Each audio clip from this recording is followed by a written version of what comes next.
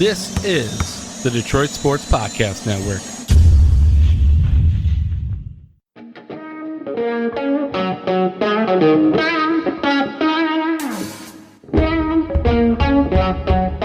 The biggest icon in podcasting.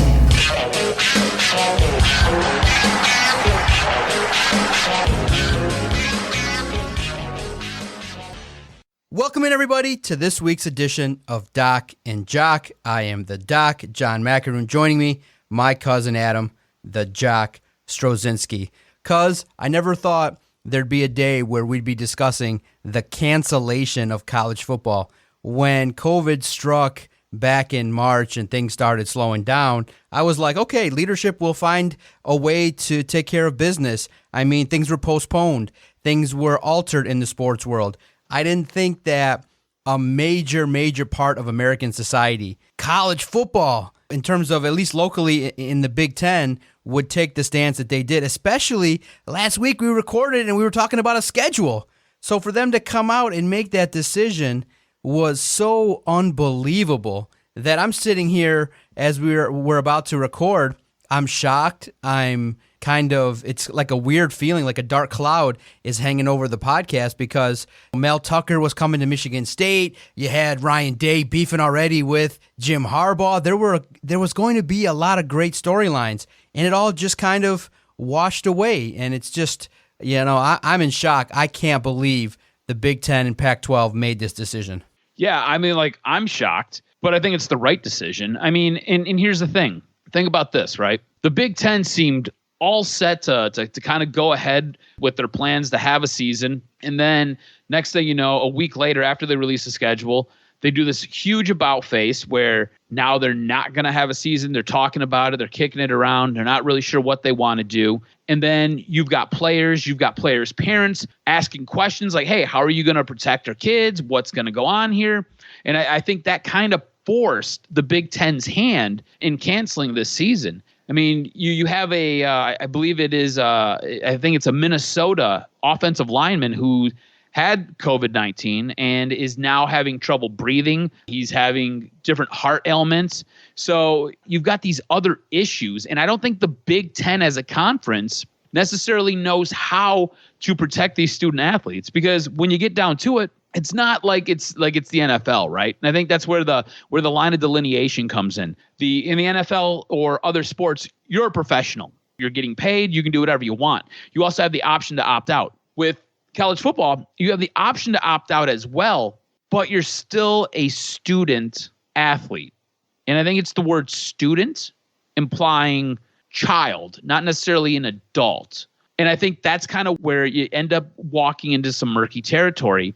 And I think if you're the Big Ten, if you're the Pac-12, if you're the MAC in this area, you're looking at it like, okay, how do we protect our students? How do we protect our student athletes? If I was a parent, would I want my child playing? And I think if you can't come up with answers to those questions, I think the best case scenario is probably to shut it all down. And I'm not 100% sure we're going to eventually get football. I know they're talking about possibly, they're saying we're going to postpone it. We're going to play it in spring. I don't know if we get a season in spring. I mean, can you see any way that the Big Ten has a football season in spring? I mean, it totally interferes with what's going to happen with the NFL draft.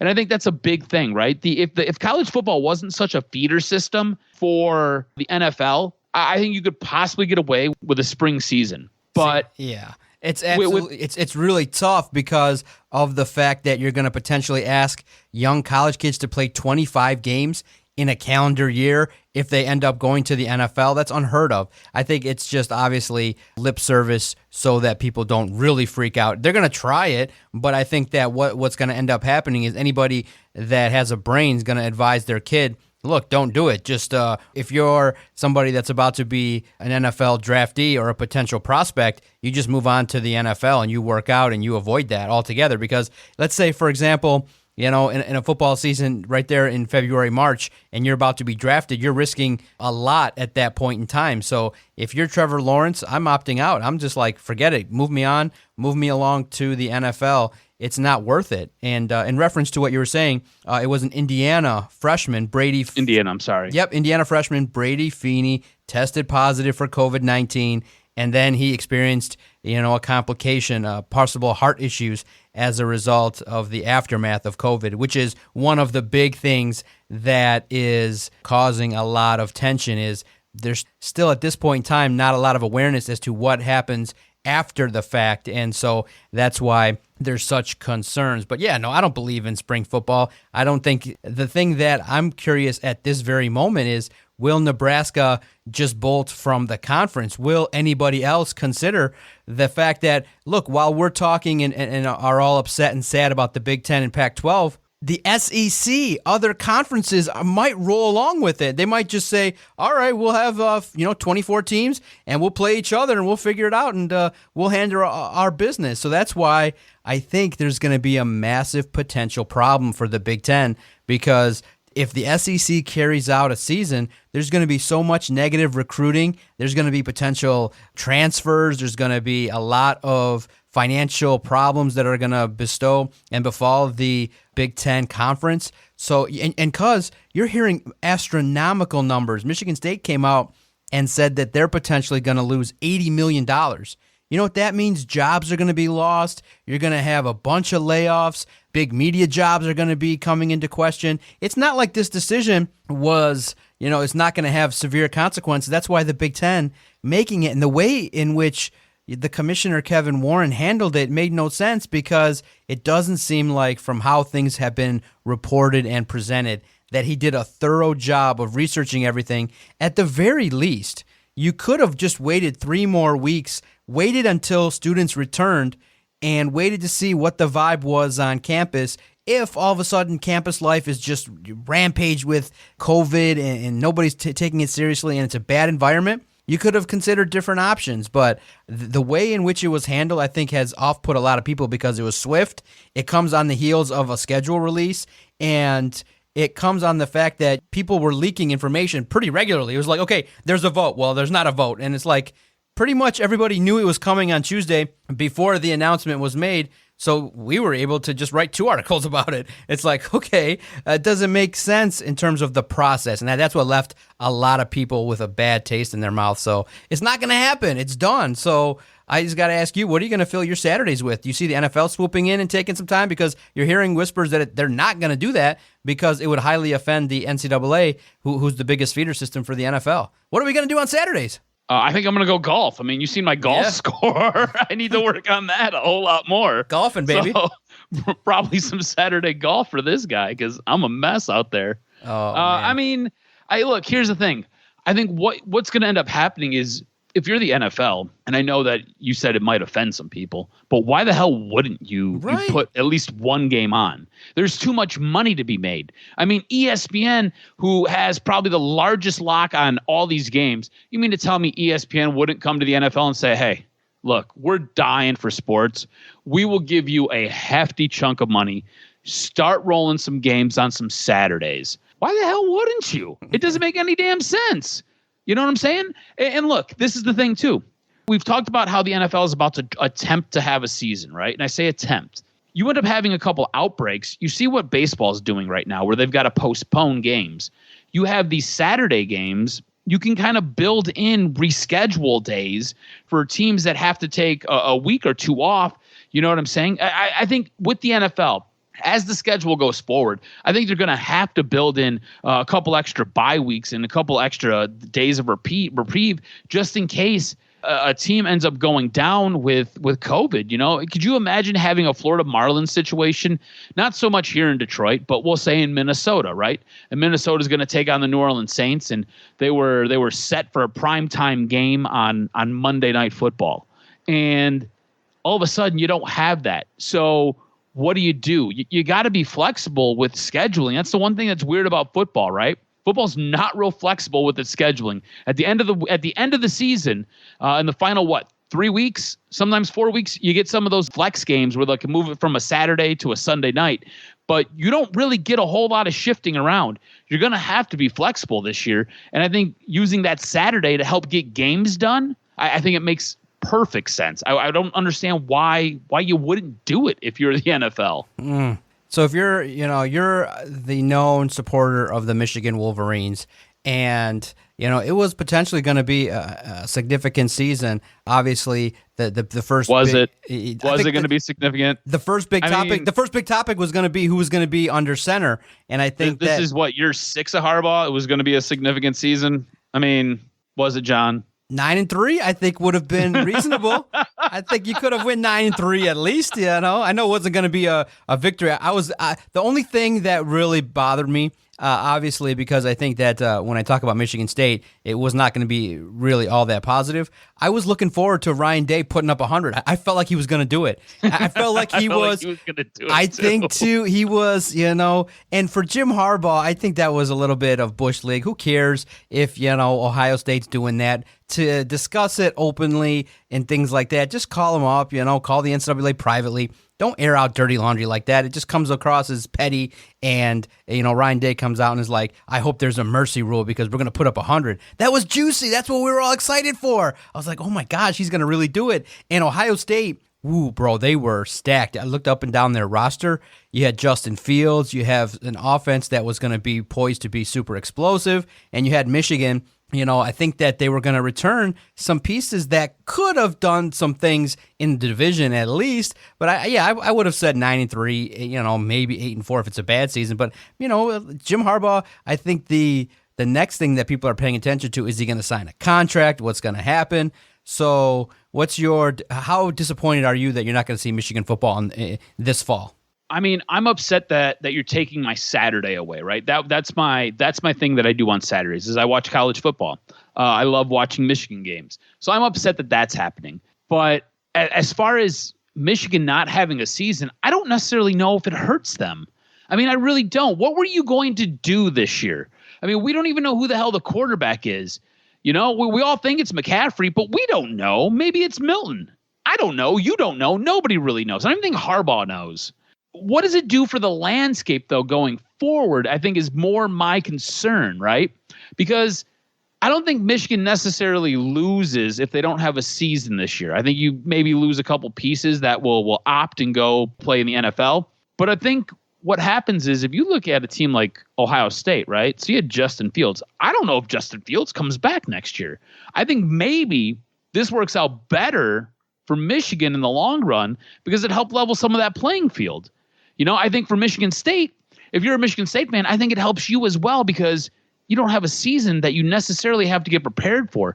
Your coach was having a hard time installing his offense because every time you got going, you had to shut it down because somebody came back with a positive COVID test. So this gives him more time. I think for both schools in this state, I think not having a season, what it means for us fans is it totally hurts because it is taking away from our Saturdays. It's taking something that we enjoy. If you listen to this podcast, it's taking something away from you because we don't have this piece that we go back and forth with. But I think if you're a fan, it helps to level the playing field and get you a little bit closer to a team like Ohio State. And it helps get you a little bit closer to possibly playing in Indiana and get you a little bit closer to maybe winning that Big Ten championship, something Michigan hasn't done or knows nothing about underneath Jim Harbaugh. Yeah, and then for Michigan State, we were like, they haven't had a chance to practice because they got hit with COVID, so they had to take 2 weeks off. Mel Tucker basically has to install everything. There was talk of potentially a 3-win season, a season that was going to be epically bad, and then you had some transfers that were disappointing, and you're like, you know what, to be honest, a cancellation for the Spartans is not a bad thing. It gives Mel Tucker an opportunity actually to teach further, get more talent in here because it was potentially about to be a bloodletting at Michigan State because of the fact that there was not enough preparation. There was literally nothing going on in terms of the football outside of meetings. And so I'm like, you know what? A couple months off would not be all that bad. Mel Tucker would have had a major problem. And then based on the schedule, Michigan State was going to have to go to Michigan for a couple seasons in a row. And I was just like, oh, this was just like it was back in the day and now in reverse. But would that really matter to you though? Like, and do you really think that would matter? Because it's like playing at a neutral site. There's no fans. Yeah, if there was no fans, obviously the first game would not be a problem. But the next year obviously would be a little bit disappointing. But we've had the same thing happen where, Michigan came to state 2 years in a row. So I understand all of that kind of stuff. But no, I don't want to see that because I just think Michigan would have put a hurting on Mel Tucker that first season. So it's not going to happen now. So here we are, college football. Do you see potential ruin? Do you see like a catastrophic type situation in regards to college football? Because look at all the money lost. How are these universities going to recoup all that money? I mean, who writes a check for $80 million? It's a windfall. You got to make that up. It's just, there's no I think the thing that is tough to talk about is the logic is not there, because I think what most fans and supporters would have wanted, and it probably would have happened, is you start it, a bunch of universities get a rash of COVID and you cancel it. That would have at least shown people that you tried. This way, now people will speculate and debate and rant and rave about the fact that, hey, isn't it safer for the kids to be on campus, getting tested, getting evaluated, being part of a structured program, as opposed to now just being free to live in dorms and go to libraries and do stuff like that? It lends to the argument that the kids, if you're interested in safety of the student athlete, they're probably a little bit safer in the confines and the structure of a football program than they are going to be letting loose. I think that potentially there's going to be more COVID cases now among student athletes because they're going to be out partying and they're like, well, we just got to practice for 20 hours. There's nothing else to do. So we're just going to live in the dorms, go to class, and not be as structured as they need to be. So I just feel like the decision made by the Big Ten was just way too premature. And I thought that if you wanted to, look, it's only August 12th. If you just delay the season 2 weeks, that gives you 4 weeks to plan everything in place. So it just feels like the ball was dropped and leadership just really completely failed these student athletes. And I found it fascinating. They rallied quickly.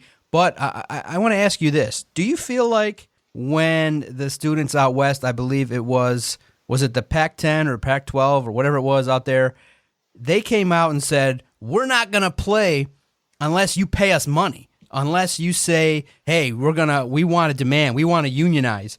Do you think when, students do stuff like that, then, university presidents are just like, you know what, it's not worth it. These kids are going to provide us a major headache. We can't give them exactly what they need. And if they're going to threaten to unionize and come up with these stupid whack-ass demands to play, then we'll just shut it down. You think anything like that maybe contributed to the decision to just shut it down? Yeah, I think that played a huge part in it. I think that's a major role in it, because why would you want to deal with that headache on top of the other headache of dealing with everything that goes along with COVID-19 and all of the testing and making sure you don't have an outbreak, and then what happens if you do have an outbreak? So I think that plays a huge part in it. Now, I do want to double back to something that you were saying, though. Your original point with being disappointed in the league or the conference for getting rid of the season because you feel that the kids would be safer in the program and going through all the steps and getting tested regularly. Just because they're not playing football on Saturdays doesn't mean that they're not going to be allowed to participate in football activities. So they'll still have their weight training. They'll still have different meetings. They're still going to have basically their living situation will be what it is, whether they're living on campus or off campus, but they're still going to be involved in the football program. They're still going to be getting tested regularly. They're just not going to be playing on Saturday. So does it take a little bit of that carrot or that caveat, that cherry on top? Does it kind of remove that because you're not going to be working towards a game on a Saturday? Yeah, I think so. But here's the thing. If you're a head coach for one of these big programs, the way you've got to turn in, the way you have to sell this to your team is this is an opportunity for us to build upon what we already have here, right? So if you're Michigan State and you're Mel Tucker, hey, look, guys, we're trying to install an offense. We just got a reprieve. We got 4 extra months now to sit here and try to put something in, and then we can go and work at it, and we can get better. I mean, if you're Michigan State, you don't even know who the hell your quarterback's going to be. Is it going to be Rocky Lombardi? Is that who you want? No, I don't think so. If you're Michigan, hey, guys, we've been tweaking our offense for 3 seasons. Maybe we've got it figured out. Maybe we don't.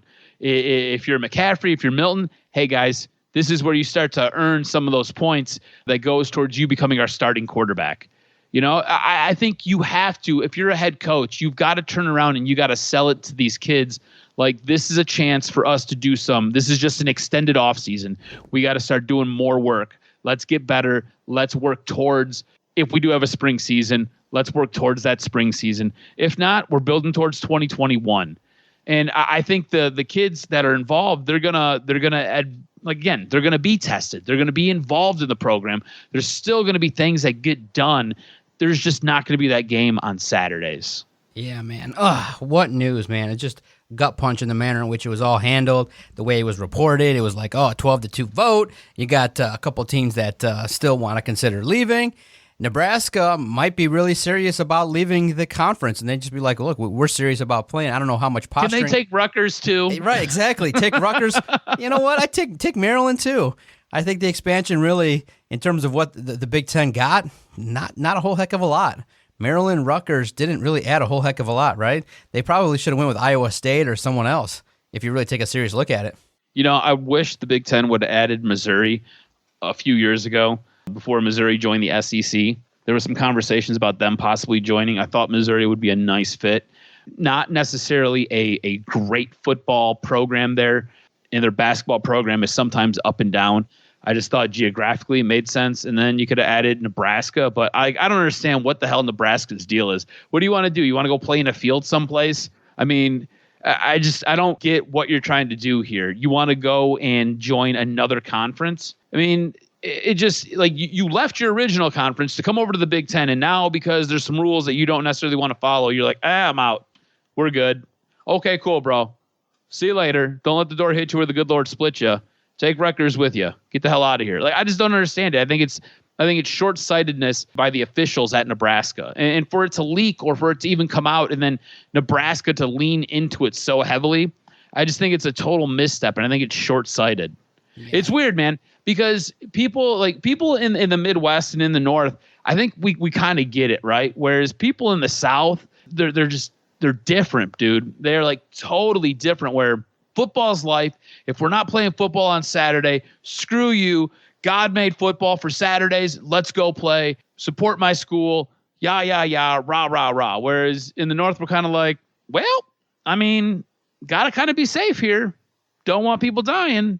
I don't know. It's weird to kind of see, to juxtapose how a state like Michigan has handled this compared to how a state like Florida has handled it, right?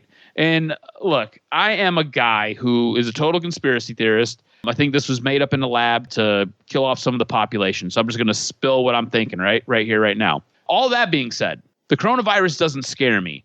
Like, if I get it, I get it. If I don't, I don't. And like, I'm one of those people who's like more likely to get it because I'm diabetic, right? So I have like an autoimmune disease where like I could die if I get it. I don't care. I don't.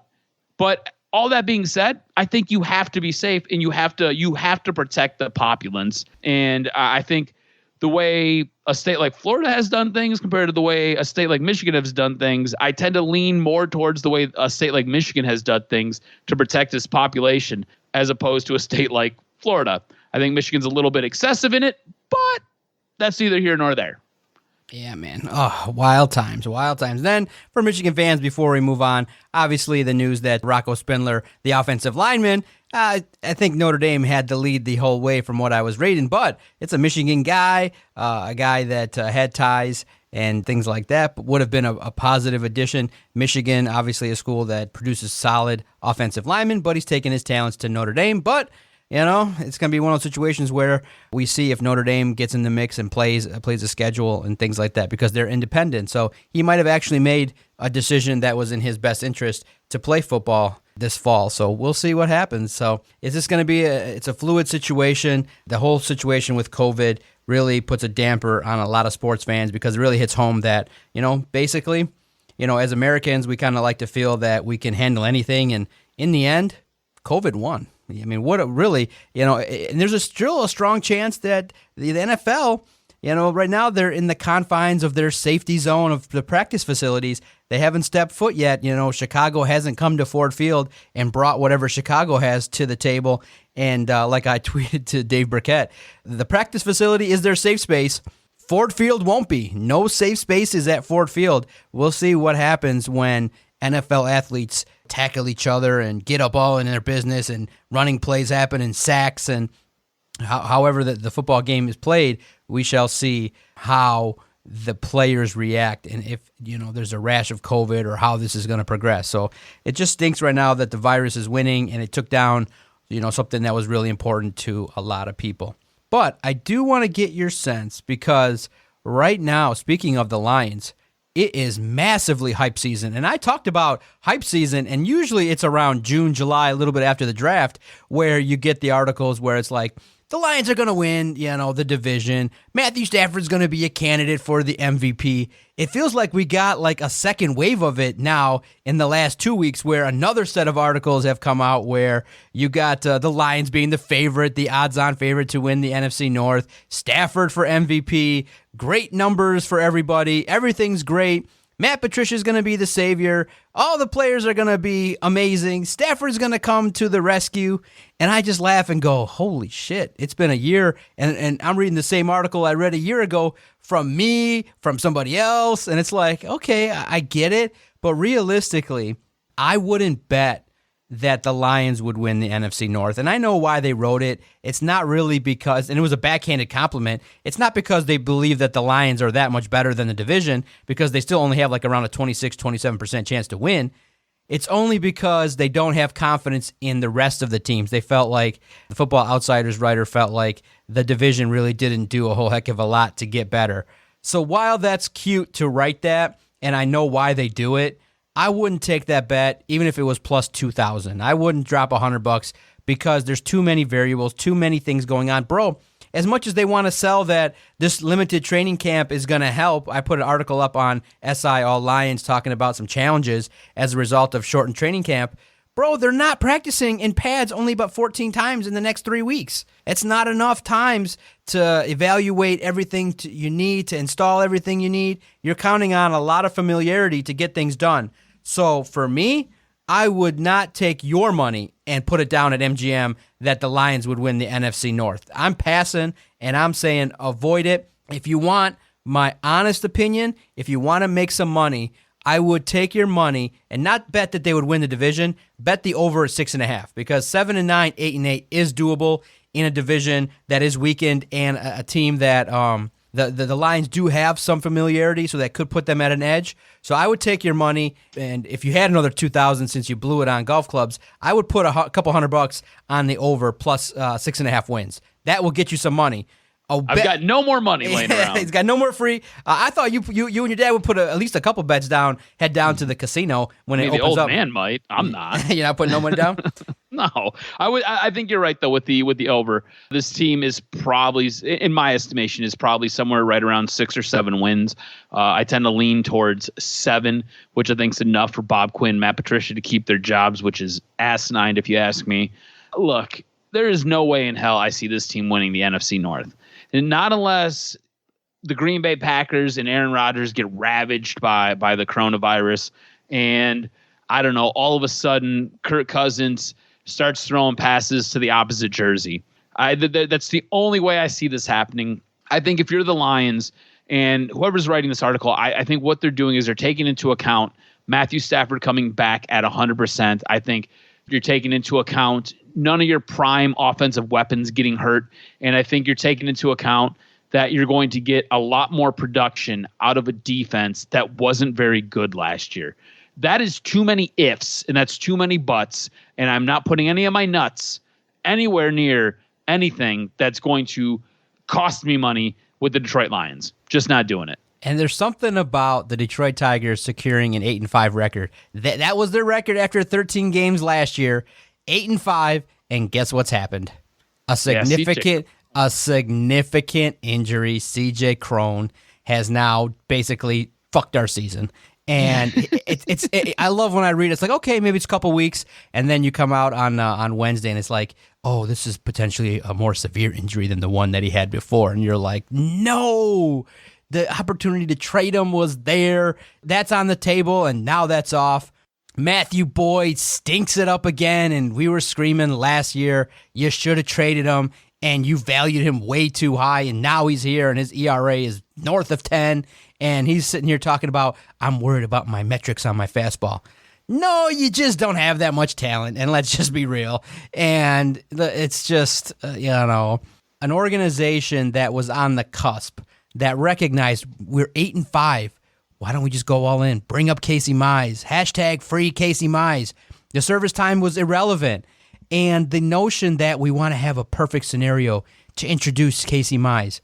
If dude is a professional athlete, there is no perfect scenario. You just bring him up and you throw him to the wolves. He's already been in your system a couple years. He showed that he can perform. If you've invested him, at what point does bringing him back next year do anything for you? You had a chance. You were 8-5 and things were well. I think that starting Tyler Alexander earlier this week was stupid. And I just now am deflated a little bit. A couple games that you should have really destroyed the White Sox, you end up not performing as well. And I look at it and I say, the Tigers might be now staring at the barrel of a long losing streak. I think the wind might have been taken out of their sails with the loss of C.J. Cron. Am I overreacting? Am I discounting the rest of the play? Am I discounting Willie Castro? Am I discounting Turnbull? Am I discounting Miggy and the rest of the crew? I just kind of sit here feeling a little deflated that Cron was out because he kind of felt like a key cog in an offensive weapon that was contributing. Look, this was a guy who I said was going to lead this team in batting average and a guy who was going to lead this team in hits this season. So I don't think it's uncalled for you to feel the way you feel. I think this is a huge injury for this team that was really rocking and rolling. Look, you end up having a series against the Chicago White Sox, and that was a series you kind of needed to win. And you end up getting into this back and forth with them, and you just come up a couple runs short. Now, this is a guy who is a danger at the plate. This is a guy who swings a nice bat and has the ability to drive in runs, and now we're talking about possibly shutting him down for the year. Look, this is a huge injury for a team that I think was giving a lot of Detroiters a lot of hope, and he was bringing a sense of, it felt good to be a Detroit Tiger fan for once. You know what I'm saying? For a long time, it hasn't felt really good. And he was a key cog in that piece that really allowed you to take some pride in this team. I mean, they were at the top of the American League Central. It's gonna be weird to see what happens now. And look, maybe this is the prime opportunity for you to bring up Big Torque. Maybe Torkelson comes up and maybe he takes over at first base. It sounds like Miggy's going to be playing a little bit of first to kind of fill out for C.J. Cron. But I mean, this team's going to have to adjust. It's going to have to make a pivot. It just sucks because he was such a key cog in this entire team, and you end up losing him. You end up going down. Let's see. Let's check the standings here. MLB standings. It stinks too because Ron Gardenhire leaves Matthew Boyd in there to give up a grand salami, I believe, and it was like he didn't feature his best stuff. What are you looking at? It's like, come on, Gardenhire, you got to step it up. I think that what the Tigers do that is a little bit frustrating is that they're always like not a full beat, like a half beat behind what they need to be doing to be progressive. And if they can do that, then there's an opportunity for them to take the next step. But it's 8-5. Or let me see their overall record here. That's where they started from before the injury. But it's just so frustrating that there was an opportunity for them to be a surprise team. Let's see, Tigers 9-7. I mean, C.J. Cron's a guy who's hit home runs in basically a third of the games that he's played in. So this was a power bat that you needed in your lineup. And this is a team that really and truly, because the pitching staff is so bad, has been living and dying with the home run. So to lose him, hell yeah, man, it sucks. Yeah, absolutely. But, we still got a situation in which you got some winnable games. But upcoming, the big dogs are coming. Cleveland and Minnesota is something that will be a nice test for the Detroit Tigers. Make sure you follow Adam on Twitter at AdamRSTROZ. Follow the network at Detroit Podcast. Thank you guys so much for your engagement. The subscribers are up, downloads are up. Everyone enjoys the daily content. All you got to do is go to your favorite place that you listen to podcasts, type in Detroit Sports Podcast, and all the podcast content will find you daily once you hit that subscribe button. Great stuff, sir. I know it was kind of a downer, but with anything, maybe there'll be some positives. Maybe there'll be some college football, but it just won't involve probably the Big Ten. And maybe, as we wash out the memory of a failed Red Wing season, a failed Piston season, maybe just a couple months off and some time away from Michigan and Michigan State can be part of that sweep as well. It's yet to be determined, but we'll see how we react when that first fall in Saturday comes in September and there's no college football for us to sink our teeth into, at least locally. Let's see. Let's see how we all react. I look forward to talking to you next week, cuz. I'll see you next week, bro. Be good. Be safe.